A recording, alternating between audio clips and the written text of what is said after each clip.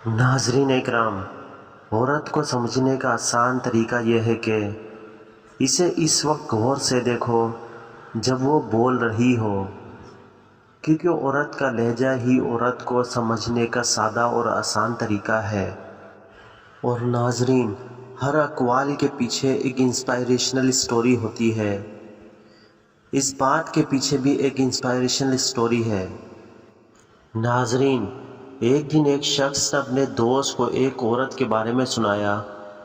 वो कहता है कि वो औरत को समझने के लिए इसके लहजे को ध्यान से सुनो, क्योंकि इसमें इसकी शनाख्त होती है। वो कहता है कि औरत का लहजा इसकी ज़िंदगी की कहानी को बयान करता है। अगर औरत खुशी से बोल रही हो तो इसका लहजा खुशी से बोलेगा। और वो कहता है कि औरत का लहजा इसकी दास्तान की तफसील में छुपी होती है। अगर वो छुप चुकी हो तो लहजे की खामोशी भी कुछ कहती है। नाजरीन, वो कहता है कि लहजे में जज्बात का इजहार होता है।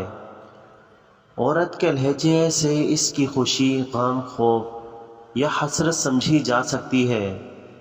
वो कहता है कि बातों की तरफ ध्यान देना भी अहम होता है।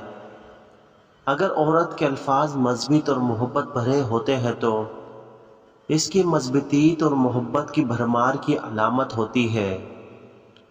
और इसके बाद इस शख्स ने अपनी दोस्त की मदद से औरत को बेहतर से समझने की कोशिश की और इनके तामुलात में तोसा करने की कोशिश की।